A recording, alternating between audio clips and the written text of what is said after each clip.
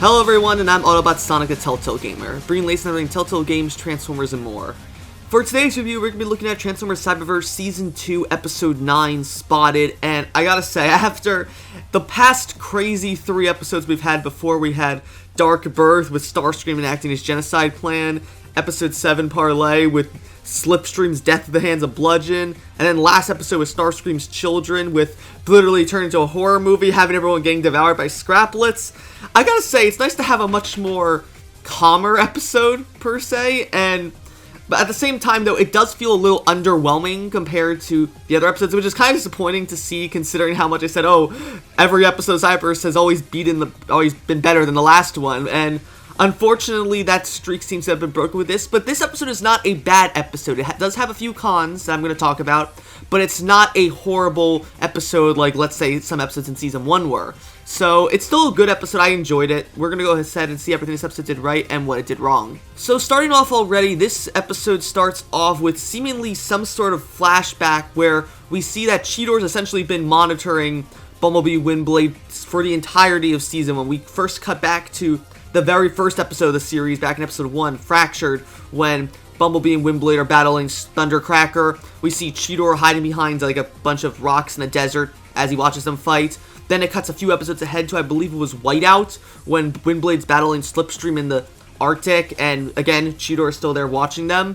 And then it cuts to the last one of, presumably at some point in between Seasons 1 and 2, where Optimus and Megatron are just battling somewhere on Earth, and again, Cheetor's watching them, to the whole point where he returns back to the chamber where he kept the Allspark, basically expressing his frustrations to the Allspark that neither the Autobots or Decepticons seem to be willing to come to a peace of sorts. And I gotta say, I mean, it's a cool little visual, but we got this sort of already back in, I believe it was, Trials, that's what it's called, so Trials. It was Trials, or no, it was Dark Birth. It was episode 6, Dark Birth, where we learned that Cheetor has been doing this. He stated that after the Allspark came to Earth and the Allspark created him, he's just been following following Bumblebee and Windblade ever since he saw them first reunite back at the beginning of episode 1 of Season 1. So we already knew this, why do we gotta see it again? It just seems a little bit pointless in my opinion. But anyways, after that we cut to basically present day now, thankfully, which is all the Autobots gathered on the bridge of the Ark, basically calculating their next move after nearly dying at the hands of Starscream's Scraplet army. So they each decide to go about their own things. Optimus tasks Bumblebee and Hot Rod with scanning the perimeter of the Ark for any Decepticon activity. He tasks Grimlock with scanning for any Seeker communications in the area. And then he has Windblade just take disguise and scour around the whole world, basically looking for the Seekers. And so Cheetor is basically confused on what he wants to do, on how he can help out. And that's kind of the first 2.5 minutes, first quarter of this episode is basically just Cheetor deciding what he wants to do and help out the Autobots in whatever way he can. So first he goes to Hot Rod, which Hot Rod says it's fine, he doesn't need help with. Then he goes to Grimlock, who again he doesn't need help with, but then Grimlock says to go help Ratchet instead. And it starts a sort of, it's a funny but also tedious trend of just Cheetor going around asking every single Autobot for help and making things worse for them. So first off, he goes to Ratchet, who's basically putting together all these Energon packs and scares him, causing him to dump them all. Then Ratchet goes to him to help Wheeljack, and when he goes to Wheeljack, he accidentally scares him to the point where he gets this paralyzing cube stuck on him, and it stuns him for a bit until Cheetor takes it off him. Then Wheeljack tells him to go help Rack and Ruin, who are again putting together a bunch of boxes of supplies like we saw them doing in The Visitor, and I guess this is going to be a recurring theme with Rack and Ruin, where just they're doing this and someone just comes ahead and ruins it. So Cheetor comes and asks Rack and Ruin for help, but he scares them, and they end up knocking over all the piles of supplies, so they say to go help Prowl. Prowl's testing out weapons. Cheetor goes to ask him for help, and he ends up scaring Prowl to the point of just shooting all over the place and nearly shooting Cheetor in the process. And so Cheetor's just feeling useless at this point, and I gotta say, at this, I get that they're trying to make it show that Cheetor doesn't really know his place amongst the Autobots, but it does feel a little bit tedious in my opinion. Anyway, after he vents his frustrations to Prowl, Bumblebee comes out of nowhere, scaring Cheetor, which is a nice little subversion of how Cheetor's scaring everyone, now someone scares Cheetor. So Bumblebee comes to Cheetor, basically saying that he knows how he can help, and he decides that he's going to teach Cheetor how to become a scout, with seeing as how sneaky he is, basically sneaking up on all the Autobots throughout the rest of this past minute and so of this episode.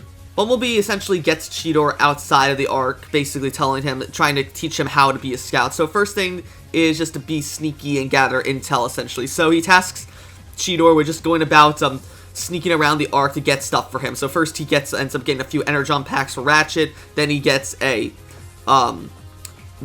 paralyzing cube that Wheeljack showed him a few minutes ago. And of course Bumblebee is impressed with Cheetor being able to sneak around so easily, thinks that he's really good scout material. So eventually and I gotta say, I really like the dynamic here that Bumblebee's having with Cheetor, and it's also nice again to see Bumblebee take the focus in an episode of Cyberverse, so to speak, because essentially, remember, Bumblebee was the main character of Cyberverse for the first season, and while Season 2 kind of has more of an anthology feel to it, it's still nice to see that Bumblebee once again get the spotlight again, because, again, I feel like this is his show, for a lack of better terms, and it's nice to see that the show gives him more spotlight to shine, and it's great seeing just Jeremy Levy just absolutely kill his Bumblebee. This is honestly, I think, the most we've seen Bumblebee throughout this entire season so far, and it's really nice to see him. I mean, the only other time I think we can say that Bumblebee had a lot of screen time was back in episode 1 of this season.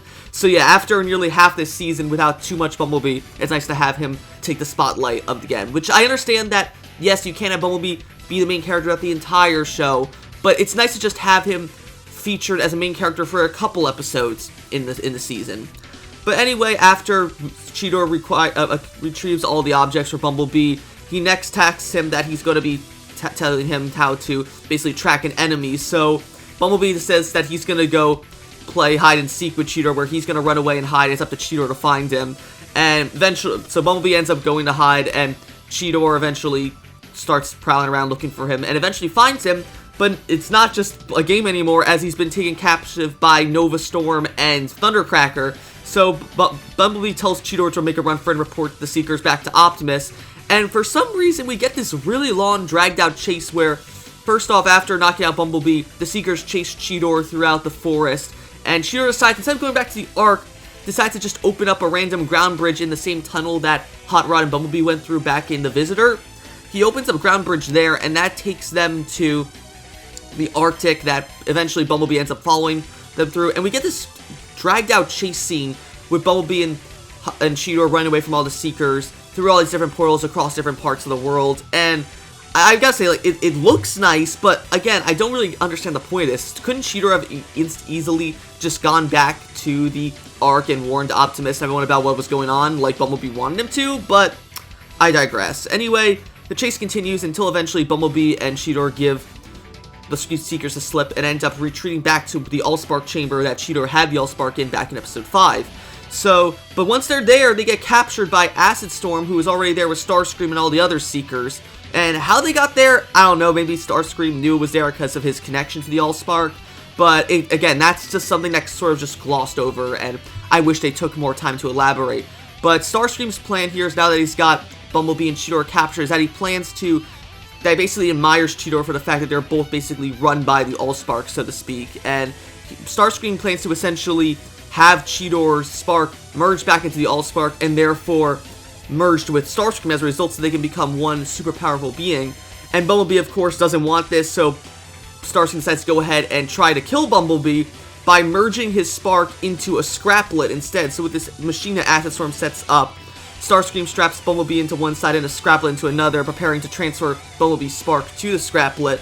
And it seems like all that the transfer is going to go through. It's almost done when Cheetor remembers he has the Energon packs that he stole from Ratchet. So he ends up throwing one of them on Nova Storm, Thundercracker, and another Seeker, causing the Scraplet army that Starscream has to attack them instead. That gives Cheetor enough time to free Bumblebee and allow them to escape. Though, while they're escaping in the process, one Scraplet does manage to catch Cheetor as they go through the ground bridge. And so Bumblebee is immediately worried, thinking that the Scraplets killed Cheetor, but thankfully he managed to put the paralyzing cube that he stole from Wheeljack on the Scraplet before it could bite him. And because of this, now when they return to the Ark with the Scraplet, I forgot to mention this, that back earlier in the episode when Cheetor went to go see Wheeljack was looking for a live Scraplet so that he could formulate a plan to take down the Scraplets. And now, with that Scraplets, Cheetor gives it to Wheeljack, so now they'll have a way to combat the Scraplets.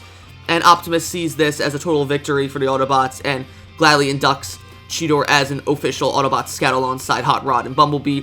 And I gotta say, even though it was kind of just a minor episode compared to the other episodes, I gotta say, I did like how the dynamic that Cheetor and Bumblebee had throughout this episode, even if it did have some pacing issues and just some things I wish were elaborated on more.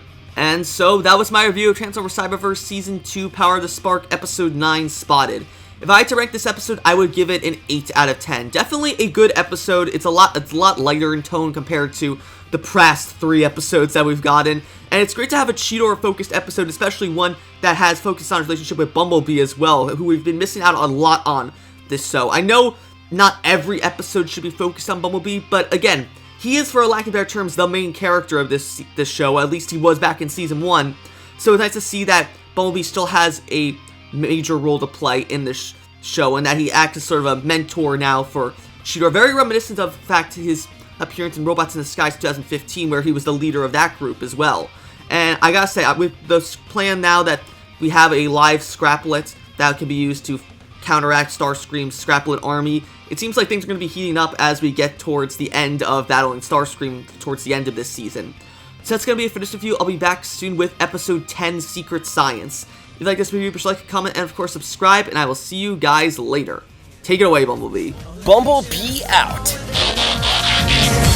And I might know what our future, but then you still control the past.